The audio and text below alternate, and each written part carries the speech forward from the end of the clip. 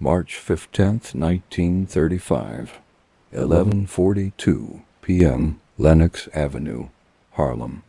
Albert Anastasia stepped out of the car before the engine cooled. He didn't look up at the building, didn't scan the sidewalk, didn't wait for confirmation. The music was already spilling into the street, brass and piano bleeding through brick and glass, pulling bodies toward the Savoy ballroom like gravity. Anastasia adjusted his coat and moved with the certainty of a man who had never needed permission to enter a room. Two of his men followed half a step behind, armed, alert, uncomfortable. They knew where they were. Harlem wasn't Italian territory. It wasn't neutral ground.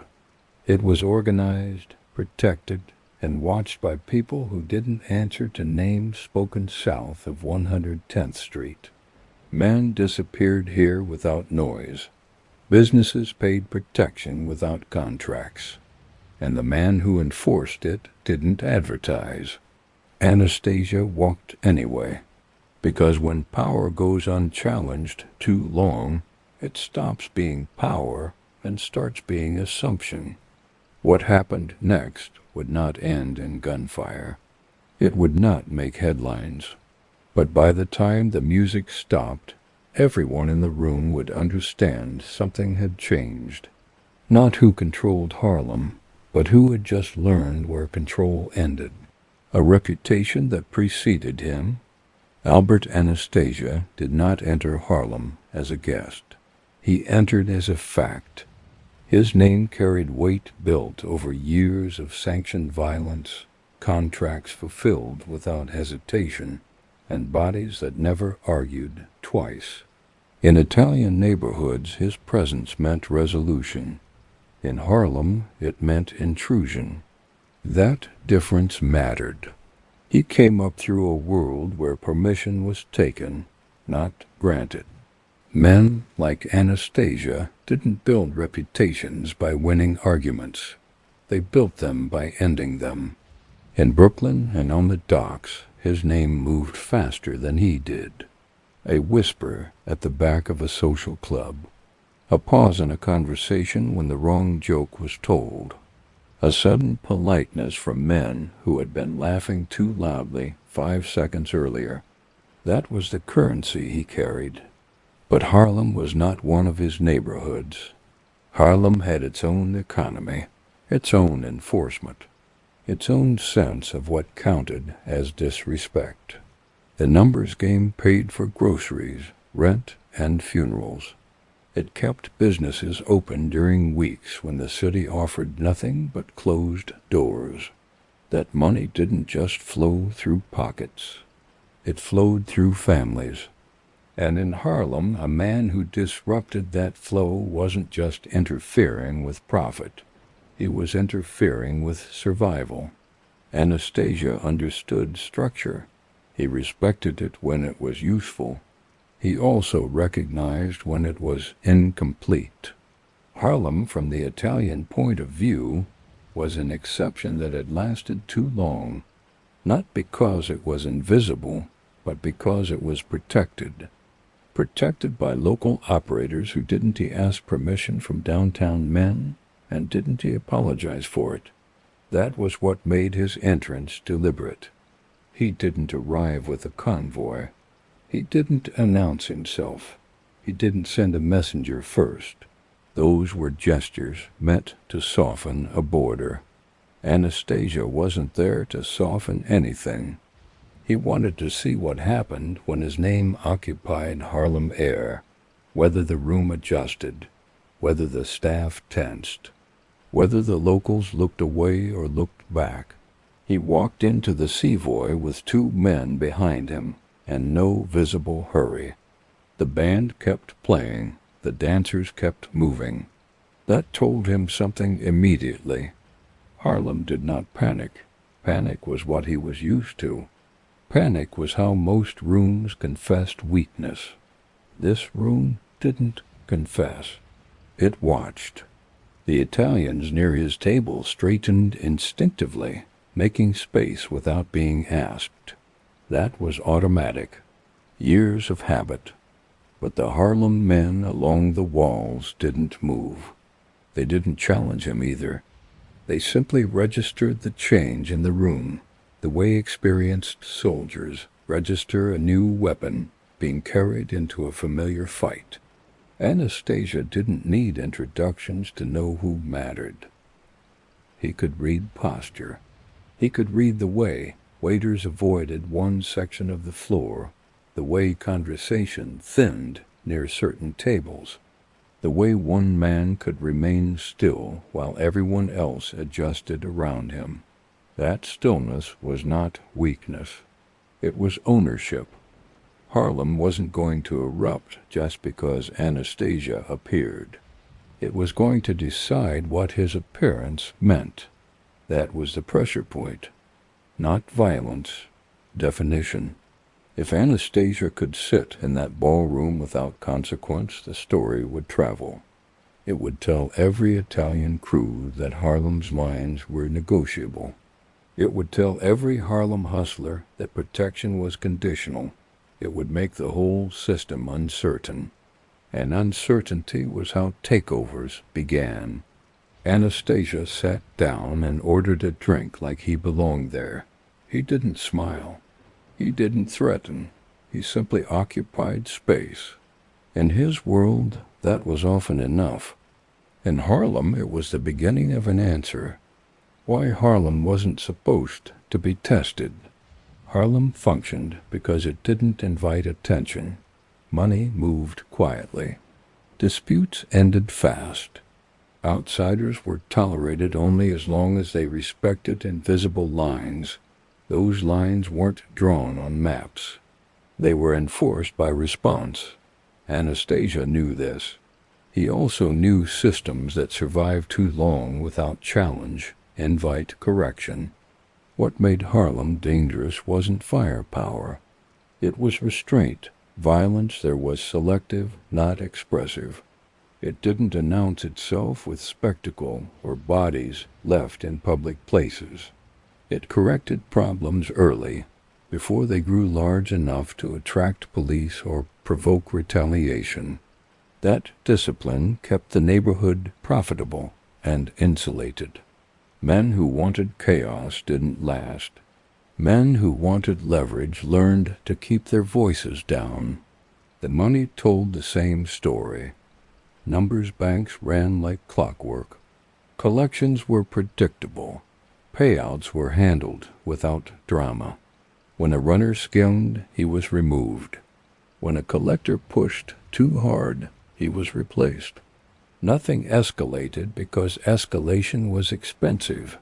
Harlem treated attention like a tax it refused to pay. Outsiders learned quickly. Italians could earn there, but only if they earned quietly. No uniforms of power, no name-dropping, no public reminders of who they answered to downtown. The moment an outsider tried to convert access into authority, the response came fast and personal. Not a warning, a conclusion. That pattern became understood without needing to be advertised. Anastasia understood all of this before he stepped onto Lenox Avenue. He wasn't ignorant of Harlem's structure. He was curious about its limits. Systems that lasted too long without being tested developed blind spots. Leaders mistook routine for control. Enforcers relaxed. Boundaries became assumptions. Anastasia's career had been built on finding those assumptions and breaking them. The question wasn't whether Harlem could defend itself. It was whether it would.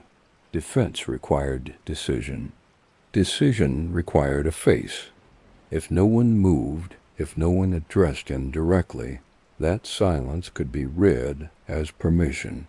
And permission, once granted, could be expanded.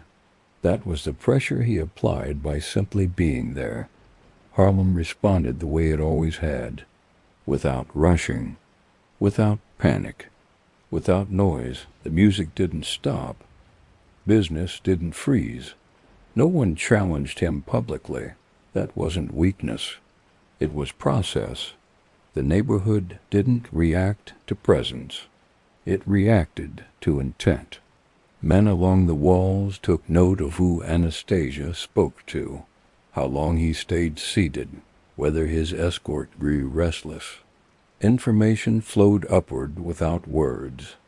The system absorbed the intrusion and prepared its answer internally. That was why Harlem wasn't supposed to be tested. Tests revealed the shape of the response. Anastasia waited. He was patient when patience served him. He understood that forcing a confrontation too early produced unpredictable outcomes. Better to let the room declare itself. Better to see whether gravity pulled authority toward him or held firm against his weight. Nothing bent. That was the lesson. Harlem didn't need to show force because force was already implied. The absence of reaction wasn't indecision. It was confidence. The kind that came from knowing exactly who would move, when they would move, and how final the movement would be. Anastasia finished his drink and set the glass down carefully. The test hadn't failed, but it hadn't gone the way tests usually did, and that told him Harlem wasn't fragile. It was settled. The men who watched without moving. Inside the Savoy, nobody blocked Anastasia's path.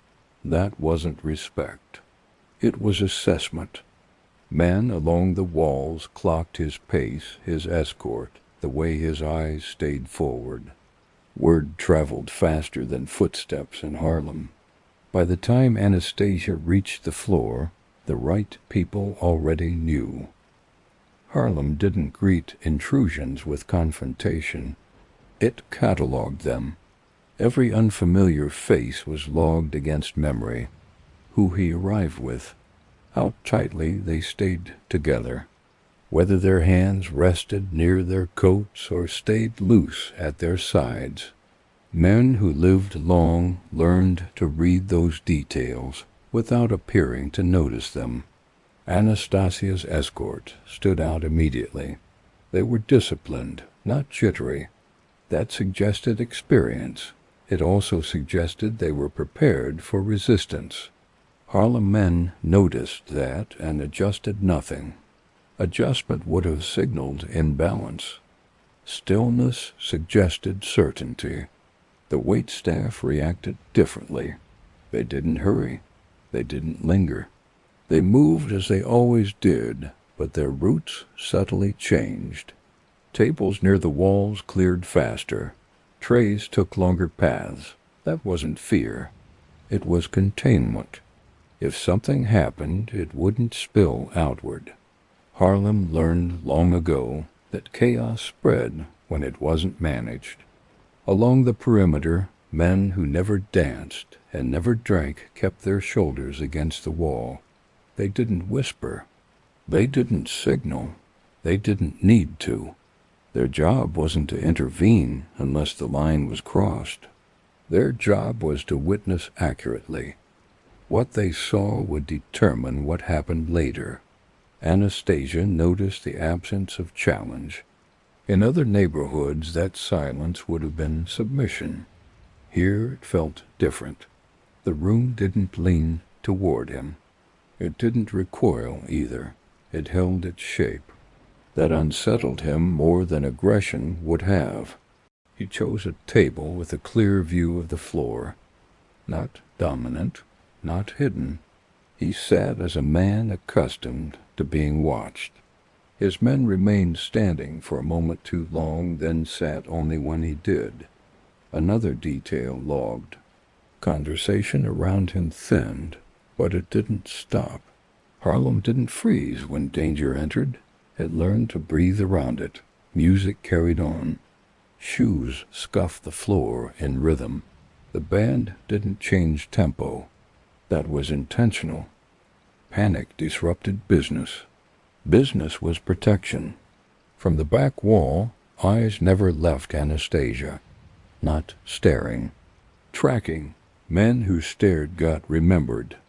Men who tracked stayed anonymous. Someone slipped out a side door. Someone else took his place without anyone noticing the exchange. The system flexed without visible motion. Anastasia understood violence as a tool to force reaction. What he was seeing was something else. Reaction delayed. Reaction reserved. Reaction waiting for certainty. Harlem wasn't asking whether to respond. It was deciding how much response was necessary. That distinction mattered. If Anastasia stood up and caused a scene, the response would be immediate and decisive. If he stayed seated and contained, the response would be quieter, slower, and far more instructive. Harlem preferred instruction to spectacle. Spectacle invited outsiders. Instruction stayed local. Minutes passed. Nothing escalated. That was the message being delivered to Anastasia without words. He was being allowed to exist in the space without being acknowledged as authority. That was not hospitality. It was containment under observation. The men along the walls didn't move because movement would have elevated him. Stillness diminished him. And as Anastasia sat there, drinking in a room that did not bend around him, he began to understand that Harlem's power wasn't in who confronted you. It was in who didn't need to. Bumpy Johnson didn't approach first. Bumpy Johnson didn't rush confrontation. He never had. Power that moved too fast made mistakes. He stayed where he was, watching Anastasia enter a space that did not belong to him, letting the imbalance speak before he did. Harlem didn't announce ownership. It demonstrated it. Bumpy had already been told Anastasia was inside, not by a runner, not by a lookout, by the shift in the room.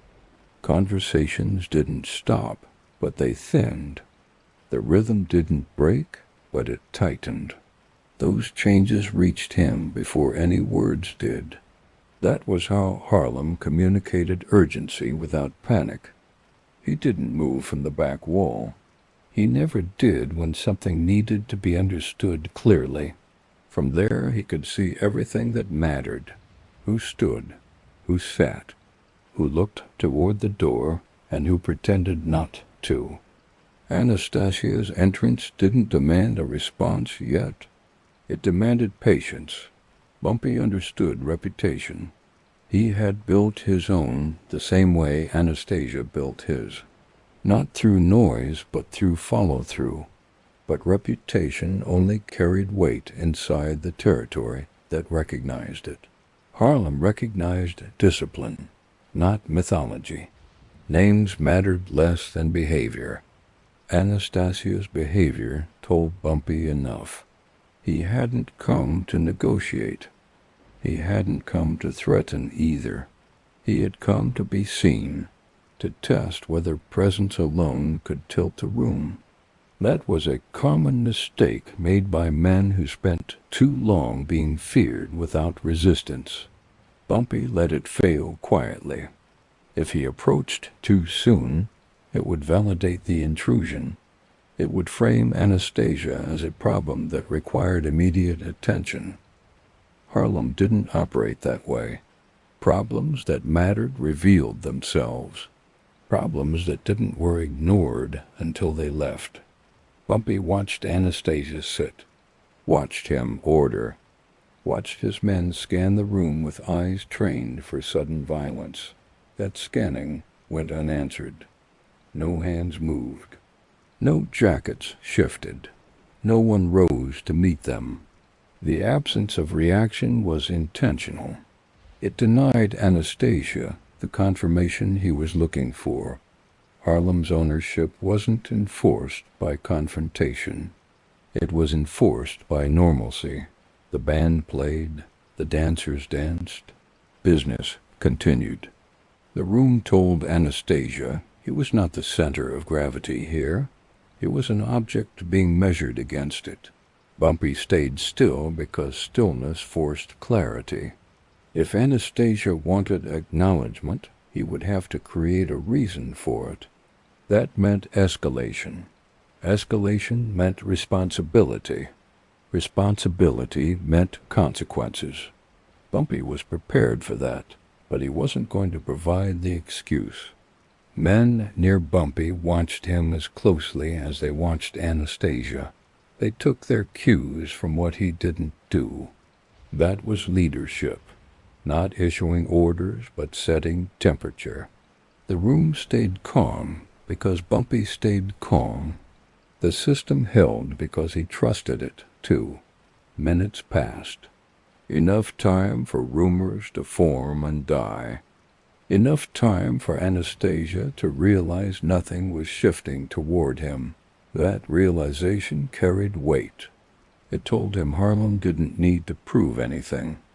It already knew what it was. Bumpy finally adjusted his stance, not stepping forward, just shifting his weight. That small movement rippled outward. Men noticed, not because it signaled action, but because it signaled readiness. If Anastasia crossed a line, the response would not be rushed. It would be complete. But Bumpy still didn't approach, because the most effective assertion of power isn't confrontation. It has the confidence to wait and let the other man decide whether he is prepared to pay the price of being acknowledged. Two kinds of violence in one room. Anastasia's violence was immediate and terminal. Bumpy's was personal and instructive. One erased problems. The other prevented them. When their eyes finally met, the room felt the difference. This wasn't a clash of tempers. It was a comparison of systems. Anastasia had built his authority on certainty. When he decided a man was finished, there was no delay, no ceremony, no lesson beyond the body left behind. His reputation came from the finality of his decisions. Men feared him because fear shortened negotiations. Fear removed hesitation. In Italian neighborhoods that worked. Problems disappeared quickly. Order followed. Bumpy's approach was slower by design. Harlem didn't erase problems unless it had to. It marked them, corrected them, let consequences circulate. A man who crossed a line wasn't just punished. He became an example others could study and avoid. That method required patience. It also produced longevity. Those two philosophies occupied the same air now. Anastasia held Bumpy's gaze without expression. He was accustomed to men looking away first. Looking away was admission. Bumpy didn't look away. He didn't stare either. He acknowledged Anastasia, the way a landowner acknowledges a storm forming at the edge of his field. Not emotional, not impressed. Just alert, the room registered the exchange instantly. Conversations dipped, then resumed at a lower volume. The band kept playing, but the musicians tightened their timing. Dancers slowed just enough to keep awareness without stopping. Harlem understood what was happening, even if no words were spoken. Two authorities were measuring each other without drawing blood. Anastasia noticed that no one flinched. His presence hadn't reorganized the room. It hadn't silenced it.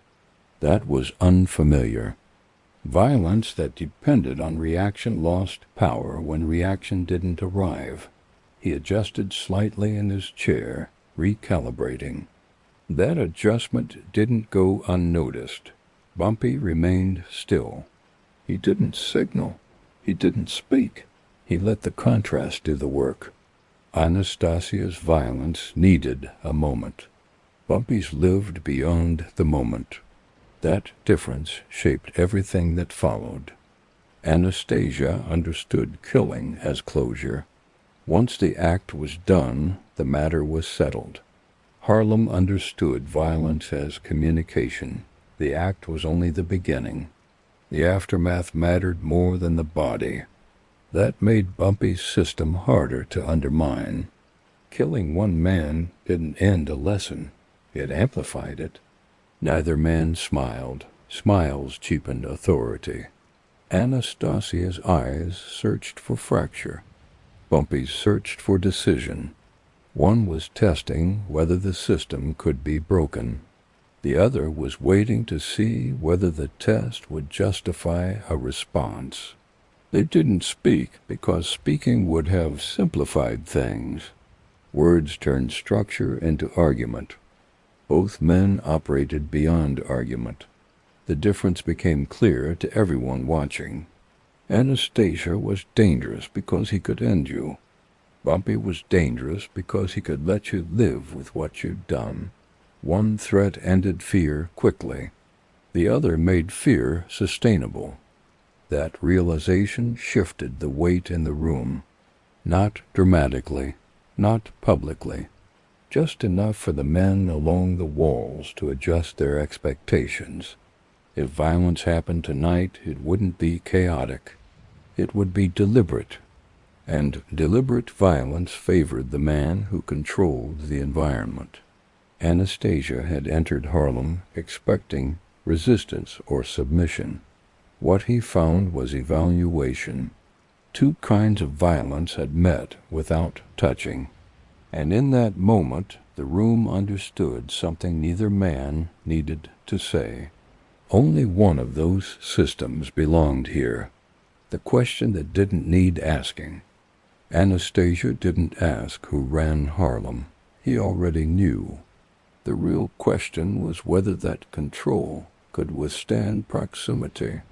He let his presence do the asking, forcing a response without words. In criminal hierarchies, silence under pressure is either strength or surrender. He stayed seated longer than necessary, long enough for the novelty of his arrival to expire, long enough for the room to decide whether it needed to reorganize around him. In places where Anastasia usually operated, gravity shifted quickly. Chairs angled toward him. Conversations stalled. Men waited to see who would speak first. None of that happened here. Harlem did not fill the silence. It absorbed it. The band maintained tempo. The floor stayed busy.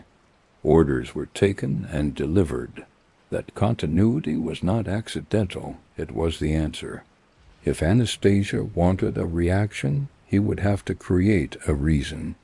Presence alone wasn't enough. He tested the boundary subtly. A glance held a second too long. A question to a waiter asked in a tone that assumed compliance.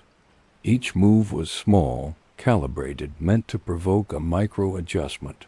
None came. The waiter answered, nodded once, and moved on. The glance was returned without hostility, then forgotten. That was the point where Anastasia understood the risk of escalation. In Harlem, escalation didn't draw a crowd. It narrowed the room. Witnesses didn't lean in. They dispersed. Consequences didn't happen fast. They happened correctly. He considered standing. Standing would have forced a response, not violent, not loud, but definitive. Someone would have moved. Someone always moved.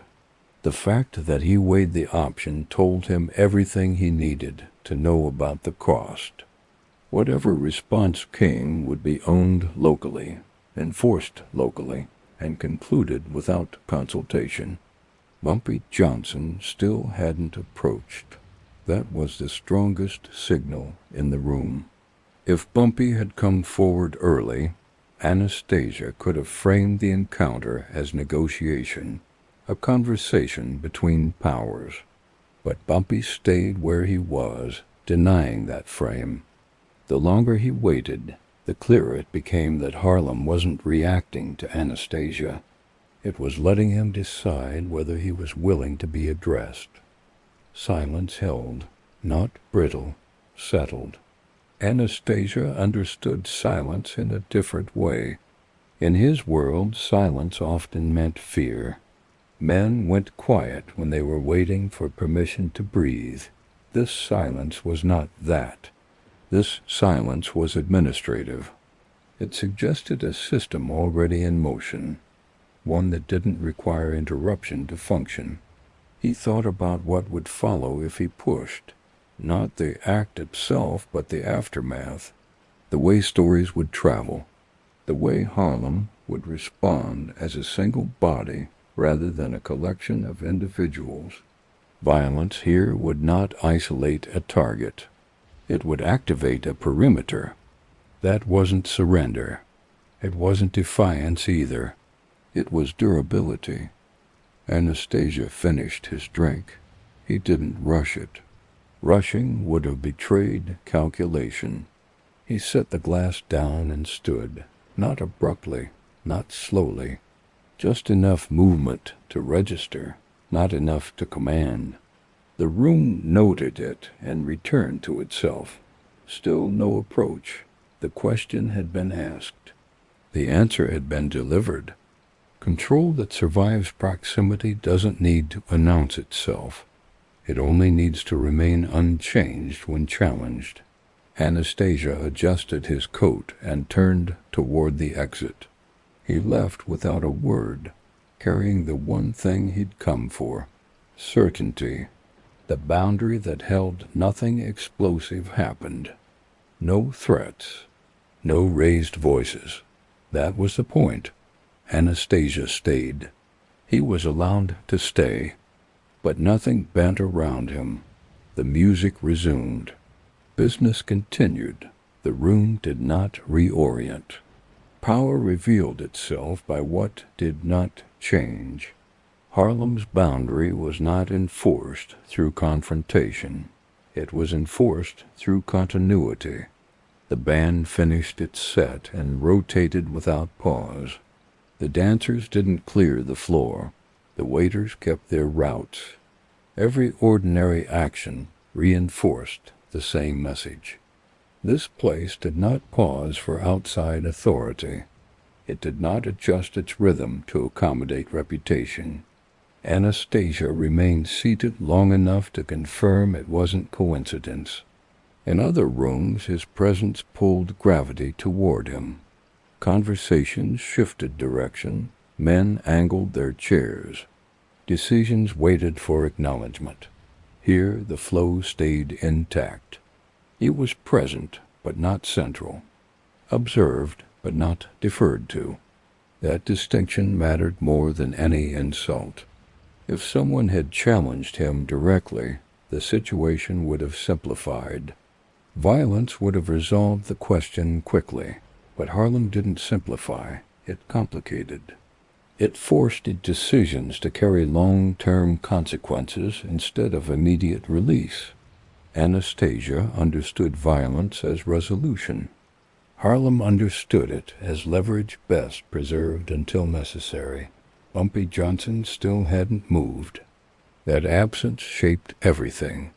Without a figure stepping forward to negotiate, threaten, or acknowledge Anastasia, the encounter stayed undefined. Undefined encounters favored the home ground. They denied the outsider a frame to operate within. Anastasia wasn't being resisted. He was being contained. Men along the walls relaxed incrementally, not because danger had passed, but because parameters had been set. As long as Anastasia stayed within them, nothing would happen. If he crossed them, the response wouldn't be loud. It would be final. Anastasia read the room the same way he read docks and backrooms. He saw how exits were subtly cleared, how unfamiliar faces repositioned without obvious instruction, how no single man looked responsible, yet responsibility was everywhere. That was a system built to absorb shock without fracturing. This wasn't defiance. It was confidence. He understood then that Harlem's power didn't come from dominance. It came from refusal. Refusal to overreact. Refusal to escalate prematurely. Refusal to acknowledge intrusion as authority. That refusal denied him the oxygen his reputation usually consumed. Minutes passed. Enough time for the initial tension to dissolve into something quieter and more dangerous. Acceptance, not of Anastasia's presence, but of his irrelevance to the room's function. He could sit there all night and nothing would change. That realization carried its own weight. Anastasia stood. Not abruptly, not ceremonially, just enough to signal conclusion. No one rushed to meet him. No one blocked his path. The room adjusted around him the same way it had when he entered, which was to say, barely at all. He walked toward the door with his escort falling in behind him. The band didn't stop. The dancers didn't look. Business stayed business. Outside, the street noise swallowed him immediately. The boundary had held without effort, without spectacle, without blood. And that was the lesson Anastasia carried with him back downtown. Some territories weren't protected by fear. They were protected by systems that didn't need to prove they existed.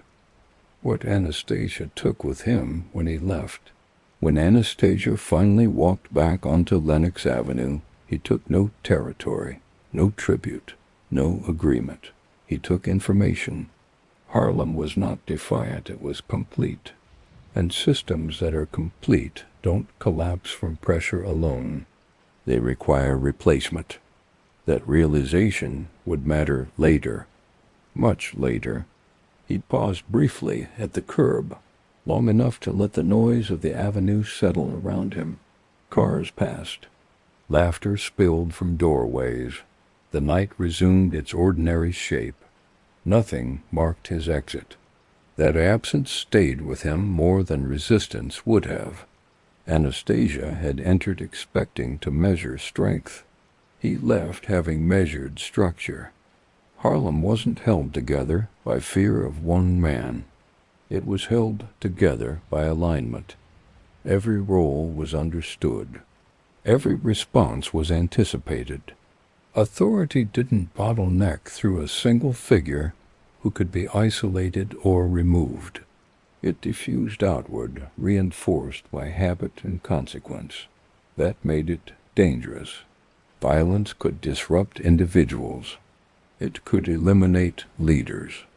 It could silence neighborhoods that relied on charisma or intimidation. Harlem relied on neither. Its continuity didn't depend on Bumpy Johnson being visible at all times. That fact complicated any future calculation. Anastasia replayed the night in sequence. The lack of challenge, the lack of deference. The way presence alone had failed to draw reaction. Those weren't accidents. They were rehearsed outcomes. Harlem had been built to withstand intrusion without exposing its center. That meant any attempt to take it would require more than force. It would require substitution. Replacing systems instead of breaking them. Introducing alternatives quietly enough that the existing structure didn't immobilize against them until it was too late. That kind of work took time. Anastasia understood patience when patience served strategy. His reputation suggested immediacy, but his survival depended on knowing when not to act. Tonight had been reconnaissance, not conquest. He had learned where pressure failed. He had learned where escalation would cost more than it gained. Most importantly, he had learned that Harlem didn't mistake reputation for authority. That lesson stayed with him as he got back into the car and the door closed. His men waited for instruction that didn't come. There was nothing to order, nothing to correct, no insult to answer. The night had ended without resolution, and that unsettled them more than conflict would have. As the car pulled away, Anastasia looked back once, not at the Savoy itself, but at the block, at the way it absorbed movement without reacting, at the way it returned to normal immediately after intrusion. That was resilience, not the loud kind, the kind that outlasted attention. He didn't speak about the night afterward, not in meetings, not in back rooms, not even in complaint.